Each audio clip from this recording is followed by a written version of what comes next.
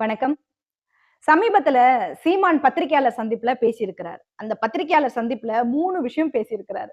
அது என்னன்னு பார்த்துட்டு வாங்க. அப்பதான் நான் சொல்ல வர்றது உங்களுக்கு புரியும்னு நினைக்கிறேன். இங்க ஆதி தமிழன் இருக்கான் பறையன். அவன் மேம்படாம ஒரு தேசியனம் மேம்படாது, ஒரு உரிமையும் பெறாது. என் கால்கள் வலுவா இருந்தாதான் என் உடம்புல எந்த பாகம் வலுவா இருந்தாலும் பயன் இருக்கும். எனக்கு என்ன எஸ்சியில வச்சு சலுகை கொடுக்குற? உரிமை குடுறா, உரிமை குடுறா. எஸ்சியில வச்சு என்னடா கொடுப்ப? ஏழாடா, ஏழை பிசியில விடால் எம்பிசியில வச்சு குடுறா, குடுறா, எனக்கு தனியா வச்சு குடுறா. என்ன நீ என்னை தாழ்த்தப்பட்டவன் சொல்ல நீ யார்? இந்த பத்திரிகையாளர் சந்திப்புல பறையன் மேம்படாம யாரும் மேம்பட எந்த இனமும் மேம்பட முடியாதுன்னு பேசுறாரு. அடுத்து எஸ்சின்னு சொல்ற, தூக்கி எம்பிசியில போடு, இடஒதுக்கீட்ட 7 கோடுன்னு சொல்றாரு. 3வது ஒரு விஷயம், நீ யார தாழ்த்தப்பட்டவன்னு சொல்ற அப்படின்னு வாய்க்கிழிய பத்திரிகையாளர் சந்திப்புல பேசுறாரு. அவர் பேசின இந்த பேச்ச நான் எப்படி பாக்குறேன் அப்படின்னா, ஆர்எஸ்எஸ்னுடைய மறைமுக இல்ல நேரடி குரலாவே அவர் ஒலிக்கிறதா நான் பாக்குறேன். ஆர்எஸ்எஸ்னுடைய குரலா அவர் இருக்கிறதா நான் பாக்குறேன். ஏன்னா எஸ்சி பட்டியல்ல இருக்கிற தேவேந்திர குல வேளாளர்கள், அதாவது பல்லர்கள், எங்களை பட்டியல்ல இருந்து வெளியேற்றுங்கன்னு ஆல்ரெடி பேசிக்கிட்டு இருக்காங்க. அதையே நாம தவறுன்னு சொல்லிக்கிட்டு இருக்கோம். நம்முடைய சமூகம் சிறுபான்மையினரா மாற மாற நமக்கான உரிமைகளை முழுமையா பெற முடியாது. இந்த இந்துத்துவ ஆர்எஸ்எஸ் நம்மளை பிரிக்கிற வேலையில ஈடுபடுறான், நீங்க ஆட்படாதீங்கன்னு நம்ம தொடர்ந்து பிரச்சாரம் பண்றோம், சொல்லிக்கிட்டு வரோம். ஆக சீமானுடைய குரல் ஆர்எஸ்எஸ் குரலா தான் எதிரொலிக்குதுன்னு நான் புரிஞ்சுக்கிறேன்.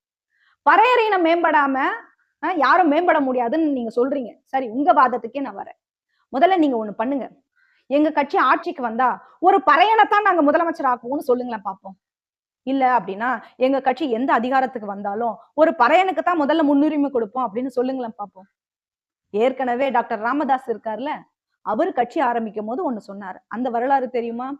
என் கட்சியின் மூலமா முதல்ல ஒரு அமைச்சர் பதவியோ இல்ல எது வந்தாலோ அதை ஒரு தலித்துக்கு தான் கொடுப்பேன், அதை ஒரு தலித்துக்கு தான் பகிர்ந்தளிப்பேன், அப்பதான் சமூக நீதி காக்கப்படும் சொன்னாரு. அவர் உண்மையாவே அதை நிறைவேற்றி இருக்கிறார். ஐயா தலித் ஏழுமலைக்கு கொடுத்திருக்கிறார். ஆரம்ப கட்டத்துல ஐயா ராமதாஸ் அவர்கள் சொன்னதை செஞ்சாரு. அதன் பிறகு அவர் மாறிட்டாரு. அது இன்னொரு கதை வைங்களேன்.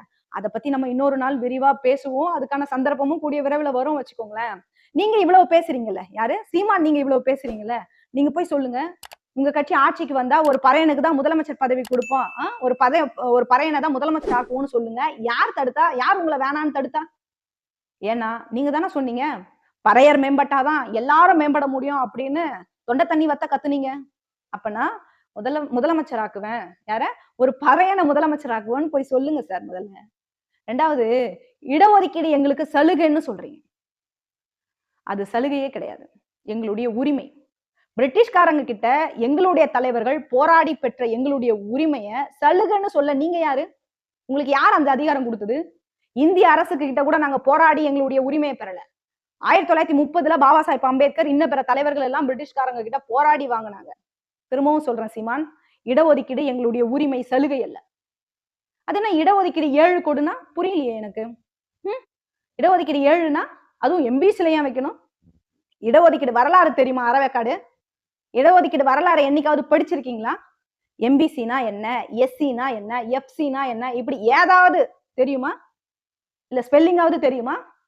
இங்க பாருங்க, முதல்ல உங்களுக்கு எஸ்சினா என்னன்னே தெரியாது, தயவு செஞ்சு சொல்றேன். தெரியலன்னா எங்க தலைவர்கள் கிட்ட பாடம் எடுத்துக்கோங்க. பாவம், அவங்க வேற பிஸியா இருக்கிறாங்க. அவங்க எல்லாம் வேணாம், உங்களுக்கு உங்க புத்தியில உரைக்கிற மாதிரி நானே கூட சொல்ல முடியும். எஸ்சிங்கிறது ஒரு பட்டியல் தான். அந்த பட்டியல்ல வந்து சேர்ந்தவங்க தான் எம்பிசி, அந்த பட்டியல்ல வந்து சேர்ந்தவங்க தான் எம்பிசி, அந்த பட்டியல வந்து சேர்ந்தவங்க தான் எஃப்சி. அந்த பட்டியலோட எக்ஸ்டென்ஷன் தான் எல்லாமே.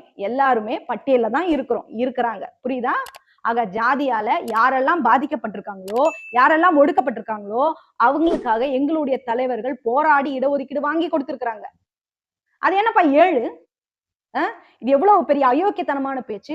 வரலாறு படிச்சிருந்தா தானே இடஒதுக்கீடு எவ்வளவு இருக்குன்னாச்சு தெரிஞ்சிருக்கும். எப்பவும் தள்ளாடிக்கிட்டே இருந்தா எப்படி தெரியும்?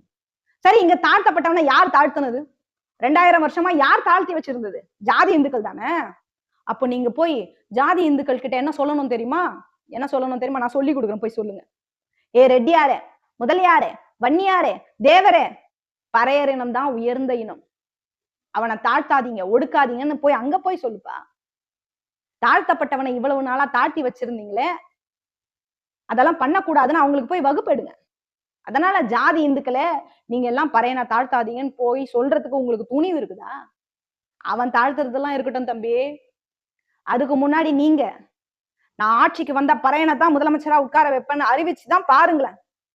நீங்க தான் தைரியமான ஆளாச்சு. அறிவிங்க, டிக்ளேர் பண்ணுங்க. அதன் பிறகு கூடுதலா இன்னொன்னும் செய்யுங்க. ஒவ்வொரு ஊர் தெருவுலயும் அம்பேத்கரை போய் கொண்டாடு. சரி, உங்க பார்வையில அம்பேத்கரை கொண்டாட வேண்டாம். ஏன்னா நீங்க அவருக்கு ஒரு பிம்பத்தை உருவாக்குறீங்க வச்சுக்கோங்க. இந்த மண்ணின் பூர்வகுடி தமிழன் ரெட்டைமலை சீனிவாசனனை போய் கொண்டாடு. பண்டிதர் அயோத்திதாசரை கொண்டாடு. ஊர் தெருவுல போய் கொண்டாடு. இதெல்லாம் உங்களால பண்ண முடியுமா? ஊர் தெருவுல, குறிப்பா ஒரு வன்னியர் தெருவுல போய் பேசுங்க இவங்கள. இந்த தலைவர்களை கொண்டு போய் தேவர் தெருவுல போய் பேசுங்க. சும்மா இங்க பொதுக்கூட்டத்துல மேடையெல்லாம் பேசிக்கிட்டு அப்படியே அப்படியே கடந்து போயிடலாம். களத்துல போய் பேசணும் தம்பி. நீங்க மேடையில பேசுறது அரசியலுக்காக, உங்க ஓட்டுக்காக, இங்க எல்லாரையும் உசுப்பேத்தி சுயசாதி அறிப்பை உருவாக்குறீங்கன்னு எங்களுக்கு நல்லாவே தெரியும். எனக்கு ஒண்ணு புரியல. நீங்க தமிழ் தேசிய கொள்கை தானே பேசுறீங்க. அப்படின்னா நீங்க ஜாதி அரசியல் ஏன் பேசணும்? பிரபாகரன் ஜாதி அரசியல் பேசினாரா? தமிழ் தேசியங்கிறது ஜாதி அரசியலா?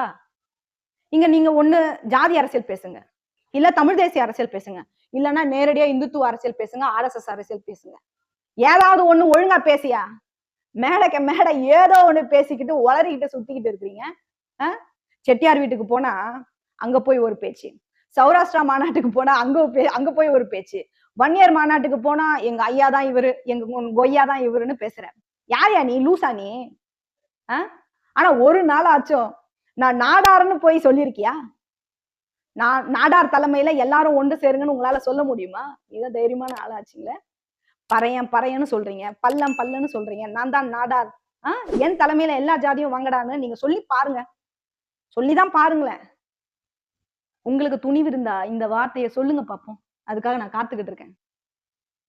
எல்லா ஜாதியையும் எல்லா மேடைகள்லயும் மேடைக்கு மேடை நான் பறையண்டா, நான் பல்லண்டா, நான் முத்திரையண்டா, நான் தேவண்டா, நான் மரவண்டா அப்படின்னு எல்லாத்தையும் சொல்றீங்கல்ல, வாய்க்கிழிய சொல்றீங்கல்ல.